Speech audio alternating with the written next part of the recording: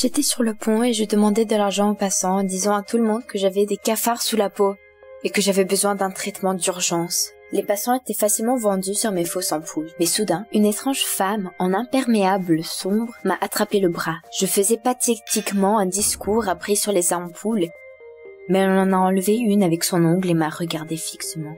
J'ai essayé de m'éloigner, mais elle a attrapé mon bras avec ses griffes et a dit d'une voix rauque que j'étais une menteuse et que je serais damnée. Elle m'a soufflé de la poudre dans le visage avec la paume de sa main, et quand je me suis frotté les yeux, elle était introuvable. Le lendemain matin, je me suis réveillée avec une démangeaison au cou. Je me suis mise à la gratter et soudain, il m'a semblé que quelque chose rampait sous la peau.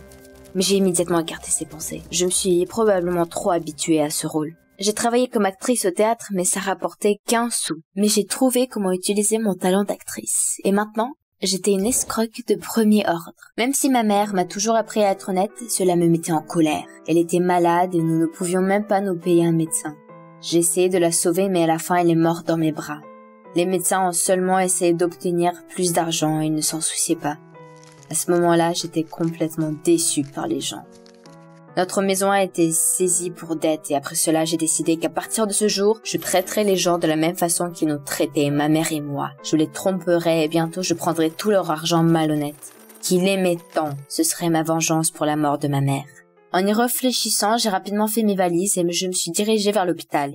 Il y avait toujours beaucoup de parents compatissants et je pouvais toujours leur soutirer un bon jackpot. Mais je ne me suis même pas tenue devant l'hôpital pendant 5 minutes. Le corps me démangeait terriblement et j'avais l'impression que quelque chose rampait sous la peau. Terrifiée, je suis entrée en courant à l'hôpital. « Aidez-moi, il y a quelque chose qui bouge sous ma peau !» Les patients se sont séparés et une infirmière m'a dit qu'avec de tels problèmes, je devais payer pour un rendez-vous avec un médecin spécialiste de la peau. J'ai immédiatement déposé l'argent à la réception. Son regard disait: « Où une mendiante a-t-elle trouvé autant d'argent ?» Les tests ont duré une demi-journée, mais à la fin, le médecin a dit que j'allais bien. « Vous vous moquiez de moi ?» Je me suis immédiatement levée, j'ai quitté le bureau en claquant la porte derrière moi. Je sentais quelque chose ramper sous ma peau, comme si ça me rongeait de l'intérieur. Je ne pouvais plus travailler, alors je suis rentrée chez moi. J'espérais que si je dormais un peu, ça passerait. Mais quand je me suis allongée sur le dos, c'était comme si j'étais brûlée. J'ai sauté, je me suis regardée dans le miroir. Mon dos était rouge. Qu'est-ce qui se passe ? Et soudain, je me suis souvenue de la femme lugubre d'hier. Et s'il m'avait vraiment jeté une malédiction ? J'ai couru jusqu'au pont où j'ai supplié et cherché la sorcière pendant plusieurs heures sans succès. Je voulais qu'elle défasse tout. Quand j'étais épuisée, j'ai décidé de faire une pause devant un café. Et dès que je suis entrée, j'ai vu la même femme derrière le comptoir. Elle a siroté son café calmement. « Eh bien, je vais la voir. » J'ai commencé à exiger qu'elle retire sa malédiction, mais la vieille femme m'a froidement ordonné de m'asseoir. « Je suis la sorcière héréditaire Graham, et tu t'es mis dans le pétrin. Dans une semaine, les cafards sous ta peau te mangeront, a-t-elle dit. Qu'est-ce que je suis censée faire maintenant ?» Puis la sorcière a ajouté qu'elle pouvait bien sûr m'aider, mais qu'en échange, je devais faire tout ce qu'elle disait pendant 3 jours. J'étais indignée. Pas question. Mais ensuite, j'ai senti quelque chose bouger sous la peau de mon cou à nouveau. J'étais tellement terrifiée. Je n'avais pas d'autre choix que d'accepter. Après cela, une Graham satisfaite s'est levée et m'a dit de la suivre. Nous sommes arrivés à la porte de sa maison dilapidée. J'ai suivi Graham avec prudence et elle m'a immédiatement attrapé le bras et m'a traîné dans la cave. J'ai essayé de résister, mais elle m'a poussé dans l'obscurité et a claqué la porte. J'ai frappé dessus, j'ai même essayé de faire semblant de suffoquer à cause de ma claustrophobie. Mais Graham n'est pas tombé dans le piège. Soudain, quelque chose a bruissé dans le coin. J'ai demandé avec horreur. « Qui est là ?» Une énorme, grosse poule est sortie de l'obscurité. À ce moment, Graham, à travers la porte, m'a dit d'étrangler cette poule immédiatement. « Quoi ? C'est une chose vivante !» Puis Graham a fait remarquer avec mépris que je lui avais promis que je ferais n'importe quoi si je voulais être guérie. Elle s'est arrêtée et j'ai regardé la pauvre poule et j'ai tendu mes mains tremblantes. Mais à ce moment, quelque chose a bougé sur le sol et a commencé à s'approcher de moi. Et j'ai vu des hordes de cafards. Ils se sont mis à ramper hors des boiseries. J'ai couru et j'ai commencé à frapper à la porte. J'ai eu l'impression qu'ils me grimpaient déjà sur mes jambes. Mais la porte s'est enfin ouverte et, ne comprenant rien, je me suis sauvée de cette maison maudite. Et j'ai couru aussi vite que j'ai pu. Je suis rentrée chez moi et j'ai essayé de tout oublier. C'était peut-être juste un mauvais rêve. J'ai essayé de me calmer, mais la nuit, il me semblait que les cafards rampaient sous ma peau. Je ne pouvais même pas fermer les yeux, il semblait que je commençais à devenir folle. Attendant à peine le matin, j'ai rampé épuisé jusqu'à la maison de Graham et j'ai commencé à frapper à la porte. Graham l'a ouverte, mais dès qu'elle m'a vue sur le seuil, elle était sur le point de claquer la porte. Je me suis mise à genoux et je l'ai supplié de m'enlever la malédiction. Et je me suis même mise à pleurer. Mais Graham m'a sèchement ordonné de laisser tomber l'acte et a dit qu'elle me donnerait une autre chance. Mais elle a exigé tout mon argent pour cela. J'étais prête à tout. J'étais amère, mais j'ai pris le téléphone et j'ai immédiatement transféré tout ce que j'avais sur ma carte à elle, et j'ai sorti tout ce qui était dans mes poches. Graham a souri avec arrogance et m'a dit d'aller au cimetière la nuit et de déterrer une main squelettique de la plus vieille tombe. Je voulais demander comment je pouvais trouver la tombe, mais Graham m'a claqué la porte au nez. Il commençait à faire nuit et j'avais peur d'aller au cimetière, mais j'ai dû me ressaisir. Je dois briser la malédiction, je vais devenir folle. Le cimetière était silencieux. J'ai prudemment éclairé mon chemin avec une lampe de poche et je me suis déplacée le long du chemin avec une pelle. Soudain, il y a eu un grand craquement. Mon cœur s'est enfoncé, je me suis cachée derrière une pierre tombale. C'étaient des pas, leur bruit se rapprochait. Avec horreur, j'ai regardé dehors et j'ai immédiatement expiré. C'était le gardien qui inspectait le territoire. J'ai attendu qu'il soit hors de vue. Où était cette ancienne tombe? Le silence oppressant était insupportable. Il y a juste 2 jours, je trompais les gens avec facilité et amusement, et aujourd'hui, j'étais sans argent, dans un cimetière et avec des cafards sous la peau. Puis je regardais attentivement la pierre tombale derrière laquelle je me cachais. J'ai allumé la lampe de poche et je l'ai pointée sur la pierre tombale et... Bon sang! Le XVIIe siècle, la plus ancienne tombe. J'ai commencé à creuser, soudain. Quelqu'un m'a mis une main froide sur l'épaule. J'ai crié et couru aussi vite que j'ai pu. J'ai couru vers la sorcière au petit matin. Ma peau me démangeait encore plus et je pouvais à peine respirer. Graham a vu que je suis venue sans la main du squelette et m'a dit, déçu, il reste un jour. Tu n'y arriveras pas. Les cafards vont te manger. Et puis ça a coulé à flot. Je ne me souviens pas de la dernière fois où j'ai pleuré comme ça. Mais la sorcière m'a dit de ne pas crier. Elle m'a donné une dernière chance. Je devais prendre le pendentif d'une sorcière maléfique, Terry, qui a eu l'audace de voler Graham. Je n'avais pas le choix. Je n'ai même pas demandé quoi que ce soit. Les cafards rampaient juste sous ma peau. Où aller, j'ai demandé.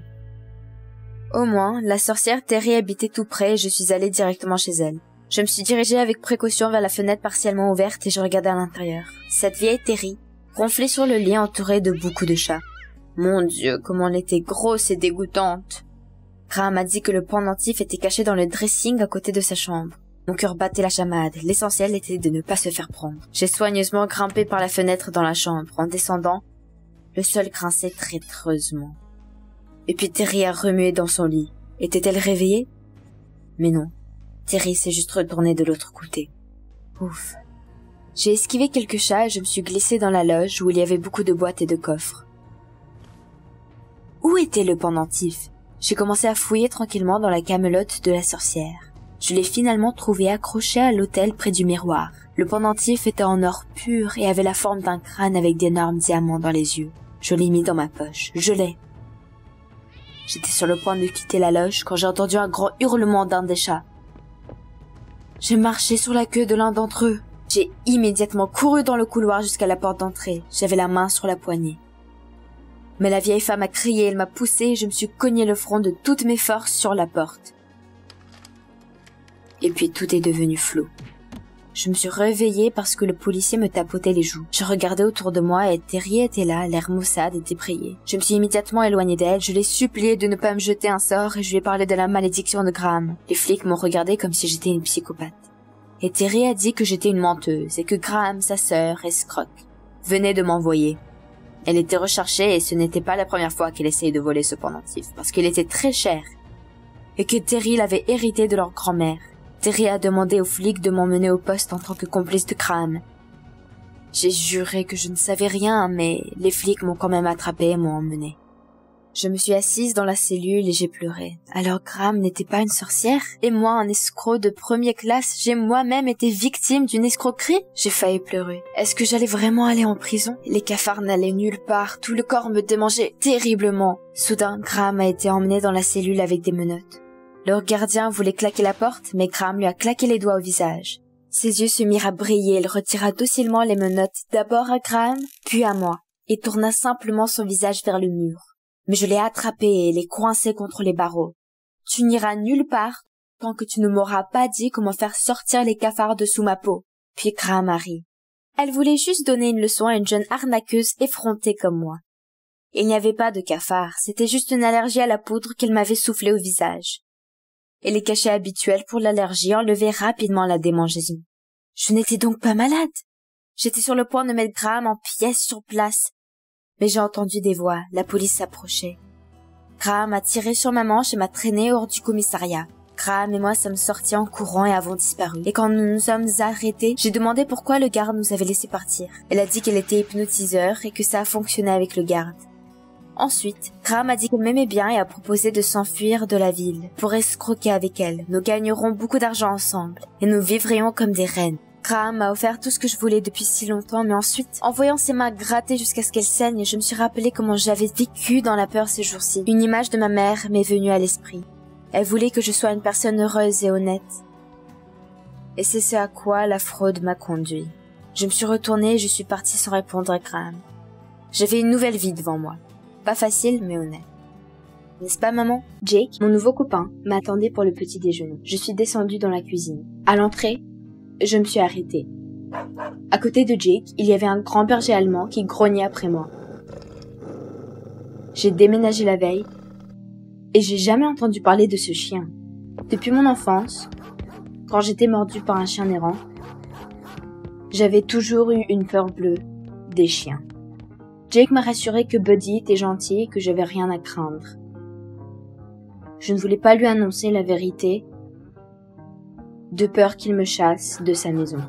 Revenir dans la maison de mes parents alcooliques, c'était hors de question. En plus, je n'avais même pas les moyens. Alors, quand Jake est venu au bar hier et m'a demandé de vivre avec lui après 2 heures de conversation, j'ai immédiatement accepté. C'était ma chance d'échapper à mes parents. Mais ce chien horrible, comment allais-je faire? Pendant tout le petit déjeuner, j'ai pas pu avaler un seul morceau.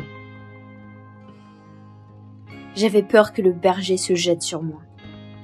Au déjeuner, Jake m'a monté les sandwichs dans la chambre. Tellement gentil de sa part. Et les sandwichs à la recette de sa mère. Jake devait partir au travail, il m'a dit que d'habitude, il laissait Buddy dehors toute la journée. J'étais soulagée de pouvoir rester seule au calme, sans ce cabot. Après le départ de Jake, j'ai décidé de ranger la maison. J'étais très curieuse de tomber sur une boîte avec le sticker « Affaires personnelles ».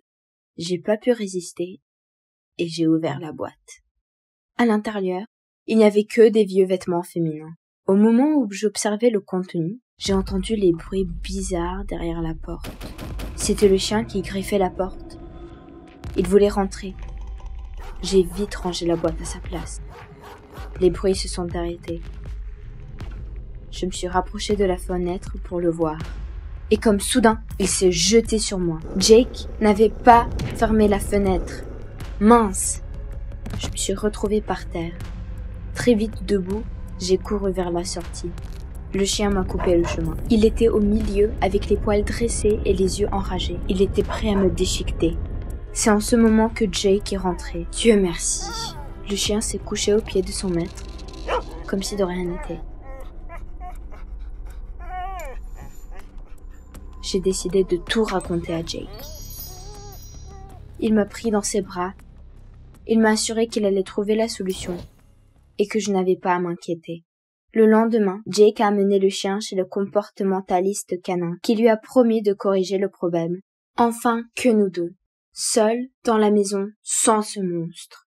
On s'est installé tranquillement devant la télé, mais quelque chose continuait à me perturber. Cette boîte étrange dans le placard. J'ai demandé à Jake, mais il s'est mis en colère contre le fait que j'ai fouillé ses affaires. J'étais choquée. Jake s'est vite calmé. Il m'a dit que c'était les affaires de sa mère décédée il n'y a pas longtemps. Il éprouvait de la difficulté à en parler. La soirée était gâchée. J'ai essayé de soutenir Jake, mais il est parti au sous-sol. Il y a passé du temps sans m'expliquer pourquoi ni comment. Le matin, à mon réveil, il n'était plus là. Très bizarre. Un jour d'un week-end, Jake n'est pas rentré de toute la journée. J'avais peur pour lui. Au moment où j'ai décidé d'appeler la police, le téléphone a sonné. J'ai pas décroché. Après le bip, j'ai entendu la voix féminine sur le répondeur. « Jake, c'est ta mère. T'es où, bon sang ?» Ma tête explosait. « Quoi? Sa mère? Elle est vivante? Mais je pensais qu'elle était morte. » J'ai eu très peur, mais après je me suis reprise en main. Je ne crois pas à la vie après la mort. Donc, Jake me cache quelque chose. Et je dois découvrir ses secrets. J'ai décidé d'aller chercher cette boîte. Mais elle avait disparu. Comme si je me trouvais dans un mauvais rêve, j'ai entendu le chien aboyer. Le chien s'était évadé du comportementaliste canin. J'ai entendu les bruits bizarres dehors. J'ai sorti ma tête par la fenêtre et j'ai vu ce chien fou essayant de pénétrer dans le sous-sol. En panique, j'ai couru en bas pour empêcher le chien de rentrer dans le sous-sol par la fenêtre. Trop tard. Il était déjà là. J'ai vu la salive descendre de ses canines. Mais au lieu de se jeter sur moi, il m'a tiré vers le placard. J'ai ouvert les portes. À l'intérieur, il y avait une fille attachée, couverte de bleu et d'égratignures. Un vrai cauchemar. Je l'ai vite détachée et j'ai interrogé mon inconnue. Elle s'appelait Maggie. Elle avait rencontré Jake il y a une semaine dans un bar. Vite, il lui avait proposé d'aller vivre chez lui. Elle avait accepté car elle cherchait une chambre. J'ai eu un frisson. Tout comme moi. Le lendemain de son arrivée, Maggie a trouvé Jake hors de lui. Il n'arrêtait pas à répéter une phrase. « Maman, c'est pas moi qui a fait ça. » Maggie a essayé de partir, mais Jake l'a attachée et l'a enfermée au sous-sol. Le récit de Maggie m'a fait froid au dos. Alors, Jake, c'est un psychopathe? Comment est-ce que j'ai passé à côté de ça? C'est vrai que j'ai vu une réaction à la boîte étrange. Il fallait quitter cette maison au plus vite. Jake pouvait rentrer d'une minute à l'autre. On était déjà à la porte que soudain, une ombre nous a bloqué la sortie. C'était Jake. Il nous a regardés toutes les deux. « Tu auras de la compagnie », a-t-il jeté à Maggie avec un sourire diabolique. On a tenté de nous débattre, mais il était plus fort. Il nous a attachés les deux ensemble. À la fin, il nous a menacés de revenir et de nous punir plus tard. « Vous êtes trop vilaine. Maman ne vous apprécierait pas », nous a-t-il soufflé d'un air effrayant. Après quoi, il nous a laissés et il est parti. J'étais terrifiée. Soudain, j'ai entendu un bruit. C'était Buddy qui se cachait tout ce temps derrière le placard. Il a quitté sa cachette et il s'est mis à ronger notre corde. « Super Buddy, bon chien !» tentait de le caresser derrière l'oreille. Finalement, il n'était pas si effrayant. La corde était solide mais Buddy ne lâchait pas. Et au bout de 10 minutes, on était enfin libérés. On attendait les pas de Jake qui était de retour. La seule voie d'échapper d'ici, c'était par la fenêtre. Mais elle était très haute. J'ai poussé Maggie vers le haut. Mais quand mon tour est venu, elle n'arrive pas à m'attraper pour tirer vers elle. J'ai regardé en tour en cherchant une chaise ou une caisse, rien. Et là, Buddy m'a donné l'idée. J'ai grimpé sur son dos et je suis vite passée par la fenêtre. Jake n'a pas réussi à m'attraper. En courant loin de cette maudite maison. J'espérais qu'on avait pris de l'avance. Mais les pas de Jake retentissaient derrière. Le poste de police n'était pas loin et on y courait de toutes nos forces. Jake diminuait l'écart entre nous et lui. Il a presque réussi à attraper mon bras quand soudain, Buddy s'est jeté sur lui. Le chien fidèle était là. Il nous a défendus courageusement. Mais Jake l'a projeté contre un mur. Pauvre Buddy est tombé raide en gémissant. J'ai eu 2 secondes pour pousser les poubelles sur Jake. Entre-temps, Maggie était déjà à la police. Je ne pouvais pas abandonner Buddy qui m'a sauvé la vie. Le chien ne donnait aucun signe de vie. Je l'ai pris dans les bras et je l'ai porté jusqu'au poste. Les officiers nous ont aidés et ils ont arrêté Jake. Enfin, on a appris l'histoire de Jake. Sa mère était une malade mentale qui l'a accusé de la mort de sa sœur.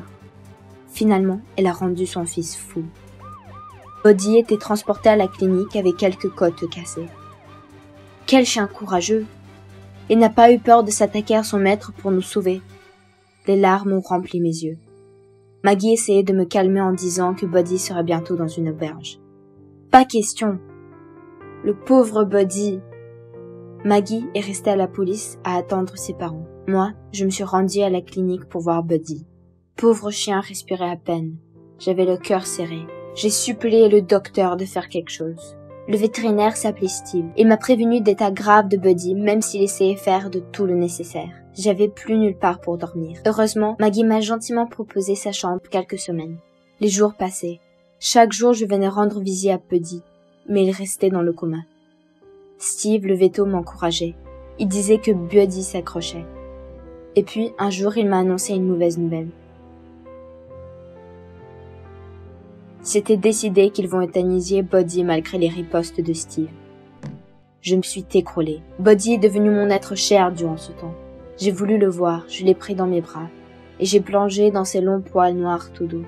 Je t'aime très fort, s'il te plaît, lui soufflai-je à l'oreille. Sa queue a commencé à bouger. Et il a ouvert ses yeux noirs. Quelle force à l'amour, a prononcé Steve derrière mon dos. Toute heureuse, j'embrassais Buddy.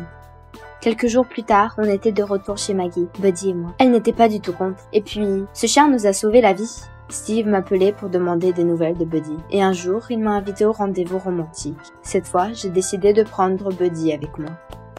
Il semble connaître mieux les hommes que moi. C'est quand même mieux de connaître bien la personne avant de se mettre avec lui. Je me suis regardée dans le miroir et je me suis pas reconnue. Avec une cicatrice énorme à travers mon visage, je ressemblais à un monstre. Personne ne voudra de moi. Dieu merci, c'était une fausse cicatrice pour participer à une expérience d'un magasin en vogue avec le but de voir si une fille défigurée comme moi peut trouver un copain en 3 jours.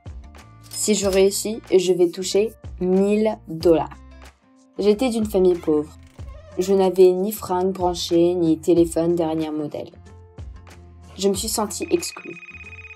Être belle mais pauvre, c'était humiliant. Alors j'avais besoin de cet argent. La production m'a interdit de parler de ma fausse cicatrice. Sinon, je perdais tout l'argent. En plus, je devais faire un selfie toutes les 3 heures et l'envoyer pour prouver que ma cicatrice était intacte sur mon visage. Mais j'avais un plan.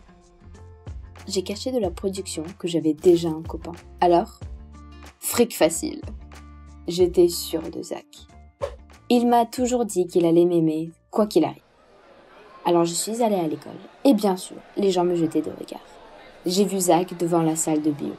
Il discutait avec ses amis. « Coucou Zach, c'est moi !» Quand il m'a vu, il a reculé. Je lui ai dit que j'avais eu un accident et que je l'aimais. Zach semblait être dégoûté. Il s'est retourné et avant de partir, m'a dit qu'il ne voulait plus d'une fille défigurée. Quoi? Comment? Il me disait avant qu'il serait toujours là pour moi. À peine le cours de bio était terminé, j'ai couru aux toilettes. J'ai voulu arracher cette cicatrice. Tout à coup, j'ai entendu des voix des filles. Elles parlaient de moi. Zach a laissé tomber cette mocheté. Il avait déjà un rendez-vous avec une pom-pom girl.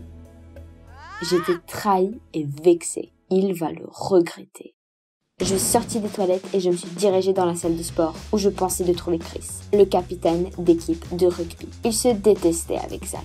Je voulais conquérir Chris, gagner de l'argent et me venger de Zach en sortant avec son ennemi juré. J'ai commencé à flirter avec Chris, ma spécialité. Mais il s'est mis à rire. Avant, déjà, il me trouvait pauvre. Maintenant, j'étais pauvre et défigurée. Quel idiot! J'ai voulu partir, mais il m'a coincé. Il a commencé à me photographier avec son téléphone. Ça suffit, Chris. Arrête! Mais il me serrait très fort. Je ne pouvais pas me libérer. Quelqu'un l'a soudain appelé. C'était Cody, l'intello de ma classe. Il a dit que l'entraîneur le cherchait partout.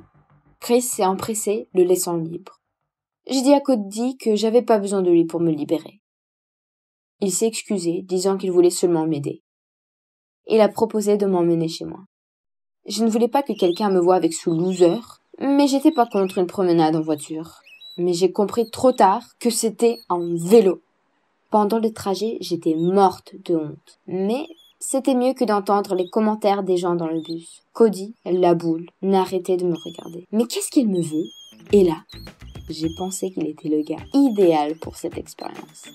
Je vais vite charmer ce pauvre garçon. Je vais le présenter comme un copain à la direction. Alors pourquoi pas l'inviter à un rendez-vous romantique? Je lui ai proposé cette idée.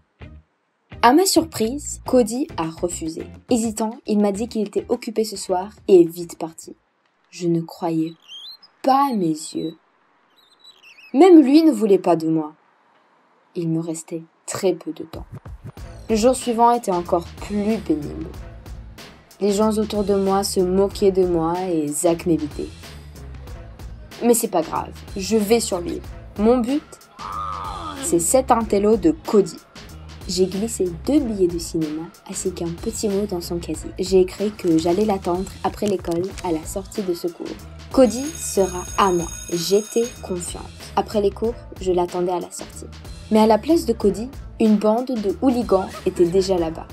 Ils m'ont aperçu et leur chef m'a arraché le sac à dos de mes mains. J'ai essayé de riposter mais ils m'ont vite saisi pendant que leur chef fouillait les poches de mon sac. Quand il a compris qu'il n'y avait pas d'argent, il a décidé de balancer mon sac sur un arbre. Je me suis débattue en marchant sur le pied d'un des mecs. J'ai voulu attraper mon sac, mais je me suis tourné le pied et je suis tombée par terre. Cette bande de racailles ont commencé à rigoler quand Cody y apparut de nulle part. Il a mis un gros coup à leur chef et a chassé tout le monde. Une boule? Plutôt un coup de boule. Il m'a sorti de la boue, m'a pris mon sac et m'a emmené vers son vélo. Quand je lui ai demandé comment il savait faire ça, il m'a expliqué qu'il avait fait du karaté auparavant. On a raté le film, donc on a décidé de rentrer en vélo. J'étais pas du tout contre. Au contraire, j'ai bien apprécié le trajet à vélo de hier.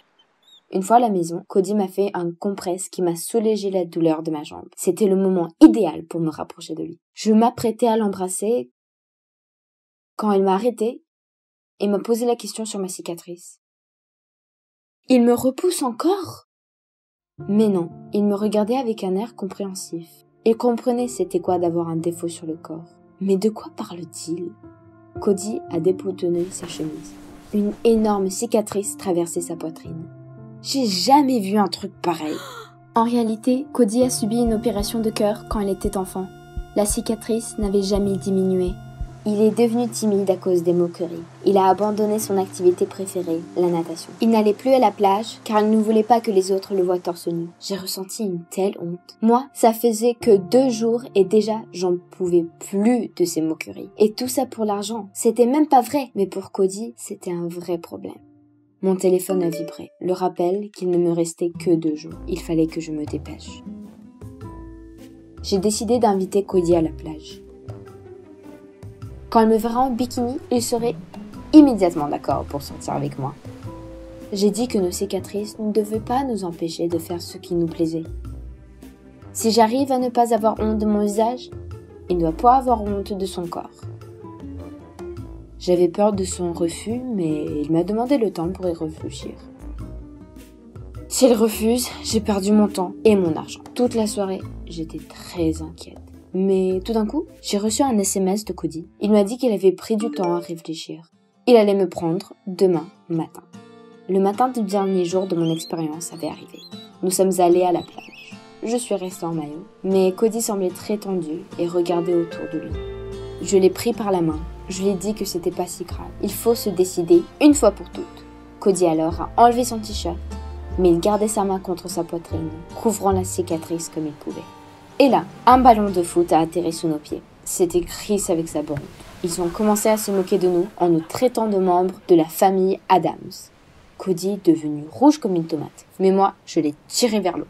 Allons nager, loin de ces abrutis. Une fois dans l'eau, Cody était très heureux. La natation lui manquait tellement. Nous avons nagé jusqu'à un grand crochet qui nous cachait de tous. Nos regards se sont croisés. Cody était tout ému. Il m'a avoué qu'il était amoureux de moi depuis l'école secondaire. Je m'attendais pas à ça. Il a voulu m'embrasser. Et moi, j'étais pas contre. Comme soudain, il a changé de visage.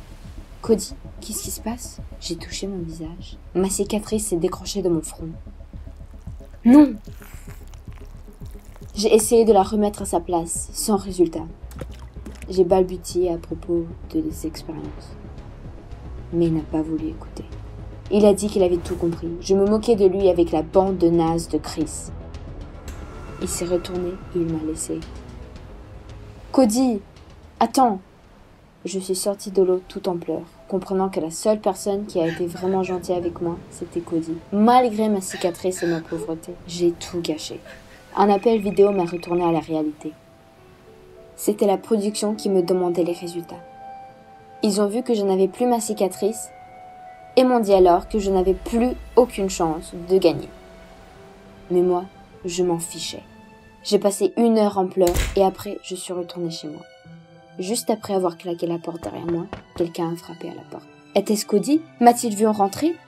Derrière la porte était Zach. Il s'excusait, il m'a dit que j'étais toujours la plus belle fille du monde pour lui. J'aurais juste dû le prévenir de l'expérience et du maquillage. J'ai claqué la porte au nez de ce type. Quel hypocrite! J'étais fâchée et je ne voulais pas entendre ses excuses. En ce moment, j'ai décidé de demander pardon à Cody. Il était pour moi plus important que tout l'argent du monde. Le matin, à l'école, je l'ai cherché partout. Je l'ai trouvé seul et triste, assis sur un banc à la cantine. Je me suis assise à côté. J'ai tout voulu l'expliquer, mais il n'a pas voulu m'écouter. Il s'est levé et a commencé à se diriger vers la sortie. Je ne savais pas quoi faire. J'ai remarqué d'autres mecs me fixant avec intérêt, mais je m'en fichais d'eux. La seule personne qui m'intéressait, c'était Cody. Je me suis dressée sur la table et devant tout le monde, j'ai crié que je m'excusais d'avoir fait du mal à la meilleure personne que j'avais rencontrée. Je voulais être avec lui plus qu'autre chose dans le monde. Mais Cody ne s'est même pas retourné. Était-il vraiment parti de ma vie? Pour la première fois, j'ai vraiment senti ce que c'était de perdre une personne chère. Mais soudain, il s'est retourné, poussant la foule, a monté sur la table et m'a embrassé. Tout le monde autour a commencé à applaudir et à siffler. J'ai mis ma main sur sa poitrine et j'ai senti sa cicatrice. Derrière cette cicatrice, il y avait un grand cœur d'un garçon extraordinaire. Je lui ai soufflé. Peu importe l'apparence, le plus important, c'est l'âme qui se cache dedans. Au même moment, j'ai reçu un texte de la production à propos d'une nouvelle expérience. Je devais passer 1 an dans une relation sans aucune dispute. J'ai accepté et j'ai pensé. Et si je pouvais vivre comme ça avec Cody pour le reste de la vie?